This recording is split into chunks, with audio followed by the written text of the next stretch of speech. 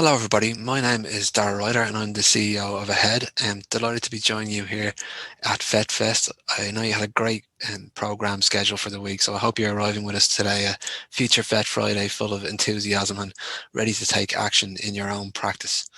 And really today we're going to talk a little bit about how FET supports FET practitioners to be inclusive and the kind of tools and training that we provide to support you to do what you do best in your own context. If you don't know, FET is an NGO which is dedicated to creating inclusive environments in education and employment for people with disabilities. But we also have a strong focus on universal design, which is of course a framework that benefits everybody. If you'd like to contact me and about the session today, maybe let me know what you thought about the session, or if you had any thoughts you'd like to share, you can get me on Twitter at Dara Ryder, that's DARAYDER, or you can catch FET at FET Ireland. So I just want to talk about, I suppose, place some of this really in context before we start talking about the actual guidance and the training that we provide. And we want to place in the context of the FET Strategy, which came out last year. They're very important documents setting out a roadmap for FET over the next 4 years. So the FET Strategy has 3 key strategic priorities, and we have the skills, pathways, and inclusion. And today we're going to focus on inclusion, and in particular the 3 immediate priorities underneath that: to embed inclusive practice, to prioritize target cohorts. We're going to be talking about practice concerning people with disabilities today, and also to provide consistent learner support. In particular, from a FET context, I'd like to highlight the commitment to providing consistent learner support, which is underpinned by a universal design approach. That's really important for FET's work, and also about the adoption of a universal design for learning approach in the shaping of future FET provision. So when we talk about universal design, we're talking about making the environments and the services we provide as usable as possible to the greatest extent possible by all people without the need for adaptation. And in terms of UDL specifically, we talk about that approach, but within the learning context. So in other words, directly about the pedagogy and the teaching and learning approaches. So what does consistent learner support mean, I suppose, and how do we provide it? Well, providing consistent learner support, I suppose we think about it maybe as consistency across the various levels of FET, going from levels 1 to 6 across the different types of programs we have in FET. But we also have to talk about different levels of support in terms of the levels that we provide to learners. So I want to introduce you here to the Inclusive Education Pyramid, which is on screen, which is a pyramid featuring 4 different levels. And this pyramid actually features as part of a piece of work we've done with Solus, which is called a conceptual framework of universal design for learning for the Irish further education and training sector. And that's really sort of research scoping document about universal design in FET and what it looks like and how we can go about implementing it. That's available from the Solus web library. But what this pyramid really tells us is that at the base level of the pyramid, the largest part of the pyramid is the mainstream. And that's where we try to provide universal design for the majority of students. In other words, we try to meet the majority of student needs at the point of delivery by providing more flexibility, more accessibility, more student voice, more student choice, and we baking that right into the everyday practice to ensure that inclusion is everybody's business and that we're not just siloing the kind of support that we provide in specialist services. Then as we move up the pyramid, we get to more niche supports that needed to be provided for individuals that cannot be met within the mainstream, no matter how well designed we provide them. So those supports further up the pyramid, I suppose, are really, really vital, absolutely vitally important for people with disabilities in particular to access, but also for other types of I suppose, priority cohorts that we have in FET. A couple of sort of principles that I would say within this pyramid is we should always be trying where we can to move supports down the pyramid. So where it's appropriate to provide something further towards the mainstream, we should aim and endeavour to do that. Take, for example, if we're providing exam accommodations, okay, is there ways that we can make the assessment instrument more flexible for everybody so that everybody can enjoy the benefits of our support efforts? So within that context then, I suppose I'm going to talk a little bit about some guidance and training in particular that FET provides to support FET practitioners at these different levels. And I wanted to say that these are just a few of the things that we want to highlight here today. Ahead, there's a lot more work in this area, both in the policy side of FET and also in the practice side. And you can find out much more about us at www.ahead.ie. So some key highlights I want to show you today. So looking first at the top end of the pyramid, the apex of the pyramid, from a disability perspective, we're talking about the disability supports, the reasonable accommodations that are the legal right of people with disabilities, and that really enable a lot of people with disabilities to interact with FET and HE. And AHEAD runs a yearly online course for FET practitioners whose role it is to focus on those individual supports. And this course runs every January to March every year. You can find out more information at www.ahead.ie/aheadstart. But the 8-week course covers legislation and the attitudes to disability. So it sort of gives a potted history of the legislative and policy developments which lead us to where we are today. It also highlights the impact of different disabilities on learning and gives you kind of, I suppose, common impacts of the way kind of disabilities might be commonly felt in terms of the learning environment. It then showcases and explores supports in how to, I suppose, minimize the impact of disability within the context by providing quality support. And then we look at assessing needs and funding support. So how do you actually arrive at appropriate support plan for a student? And then how do you go about funding it? Another one I'd like to flag is a series of publications that we ran with the Disability Advisors Working Network, who are, I suppose, a body in higher education of disability officers around the country. And we did an excellent piece of work, which I think a lot of the FET practitioners can learn from, as the HE practitioners can learn from FET too. But as we, I suppose, provide more structure in FET to the disability support services, and we seek more consistency, then I think this series can actually really help in the development of that. So it features 3 publications and a whole range of associated resources.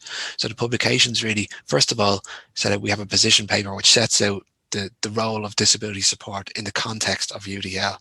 So it's about the relationship between the specialised support and the more mainstream support that's provided by everybody. Fleshes out specifically the role of the disability officer. And then the one that I really want to highlight for FET practitioners who are working in the support area is inclusive learning and reasonable accommodations, which is actually looking at the actual nuts and bolts provision of reasonable accommodations and what is appropriate for different types of learners, but also gets people to start thinking about how they can move some of those supports where appropriate further down that pyramid that we spoke about. That particular publication also comes with a wealth of really useful and practical resources, things like policy development guides, things like approaches to needs assessment, very practical stuff like template forms for things like lecture recording agreements, for example. So lots of really useful practical stuff. So if you go to ahead.ie/roadmap, you can find that series there. A huge body of work that AHEAD has been doing is around the implementation of UDL for FET. So I mentioned UDL is really where we're taking that universal design approach and applying it specifically to the teaching and learning context. So what happens within the classroom, within the delivery of learning on the ground. And we're focused really on that mainstream practice and how we can provide more flexibility, more accessibility, more student voice and more student choice just in the everyday practice that we do so that everybody can benefit. What we're going to be releasing very soon is a full-length UDL for FET practitioners guidelines. It's a lengthy document, almost book-length guidance, but we also have a really neat summary version to go alongside that for those who don't have the time to gauge with the full guidance itself. And we'll be releasing a huge suite of reflective tools and templates that practitioners can work with, I suppose, to get them thinking about their own practice and to support them in developing their UDL approach within their context. And we're also going to be releasing an online resource hub with that. So a whole suite of tools, podcasts, videos, research and policy papers. Really, the whole package is designed to give practitioners everything they need to get started with their UDL journey. And that's coming very soon. In fact, I'm recording this session a couple of weeks before FET Fest, so it may even be released at the time of publication, but I can't promise anything. But if you check ahead.ie, you'll get the latest information on that. And what's really nice about that piece of guidance is that we've developed it over a long period of time, and we've built it really in consultation with the sector. So it's almost written by the sector in part. With of course the main authors are Anne Heelan and Dr. Tom Tobin, fantastic UDL experts, and I myself have had a chance to contribute too, but I really feel like it's been almost co-authored with the sector. So the whole way along, we've been gathering the stories of real FET practitioners working in a huge variety of FET contexts. And those stories, I suppose, anchor the whole narrative of the guidance and help us to understand the 3 principles of UDL, the associated 9 guidelines, and the various checkpoints which are most relevant for FET. So we're really excited to bring that to you, and in particular to introduce to you the +1 approach to applying UDL. And that really simplifies UDL for us by allowing us to very easily add single options where at the greatest points of need really in our FET programs. So you can see on the right hand side of this slide that we have an image which is from the guidance itself, and there's lovely images throughout the guidance to support our understanding of UDL. And this image in particular captures the story of Helena Farrell, who's a FET practitioner working in Kinsale College, and how she applied the principle of multiple means of engagement, which is the first principle of UDL. So what Helena did was she listened to and collaborated with her students who were undertaking a health studies module. And within that collaboration, they, I suppose, designed the assessment together. And I suppose as part of that, what she did was made the learning outcomes of the course much more meaningful to her students. For example, she took the research learning outcome and she actually got them to design a research project together, which would survey the college's health itself. So in other words, she's understanding that the research has meaning within that. So out of the outcomes of that research, the class got together and they used it to design a college health week, a health awareness week. So she co-created tasks within that connected them to their community. So she gave them all different responsibilities to organize different parts of the health week. And she organised events with them, which I suppose gave them great confidence in sharing their own identity and their own story. So as one example here on the final window of this graphic is that you can see a learner sharing stories about healthy foods from her culture. So that's just one little snippet, and I'm really excited to share that with you soon. But we don't just leave it with the guidance alone. We also provide free training on a yearly basis. So we have a program called the UDL Badge for short, or the Digital Badge in Universal Design in Teaching and Learning, which we roll out collaboratively with UCD, Access and Lifelong and Learning. And this badge is then accredited by the National Forum for the Enhancement of Teaching and Learning. So it's a micro-credential which is awarded by them. And the badge is free. It's 25 hours of learning, which is carried out over 10 weeks. And as part of the badge, how it actually works is that you'll be put in as a participant to work in your peer group of 4 to 5 participants together, and you'll kind of collaboratively work with each other to understand and unpick UDL and actually brainstorm how you're going to apply UDL in your own practice together. And you'll undertake 3 orientation webinars, which kind of place you within the course and say, this is what you're doing next. You also undertake 5 short self-directed online modules, which help you to understand the various principles and guidelines of UDL. And you'll undertake the main kind of I suppose assignment, if you like, of the course, or main activity, which is the UDL redesign activity, where in real time in the course you apply UDL in your own practice. You also have the option of doing a 5-hour add-on to become a future facilitator, and that's where you can actually help us to undertake the national rollout, spread the good word of UDL to your colleagues by organising a kind of local group of colleagues to engage with the national rollout, or indeed you have the option of actually rolling it directly out to the colleagues yourself outside of the national training. Just to give you a sense of what that looked like last year, we actually partnered with 21 local facilitators across higher education and further education. We managed to issue the badge to almost 550 participants across the 2 sites. More than 350 of those were FET practitioners. And we trained 169 future facilitators. And that's brilliant because that allows us really to expand our reach again this year and hopefully aim to almost double those numbers in terms of reaching over 1,000 participants this year. So I know we're running out of time really. So what I'd like to do really is just point you to say this is only the sort of beginning of what AHEAD does. I'd really urge you to explore more of the AHEAD.ie. In particular, if you go to AHEAD.ie and look at the right nav bar, you'll find a place to add your email to the mailing list. I suggest you do that because it really keeps you up to date with all the new developments that are coming out, all the new tools and guidance that we have available to help FET practitioners. And just to give you a heads up that later this year, 2 pieces that may be of interest is that we'll be producing digital accessibility guidance for FET.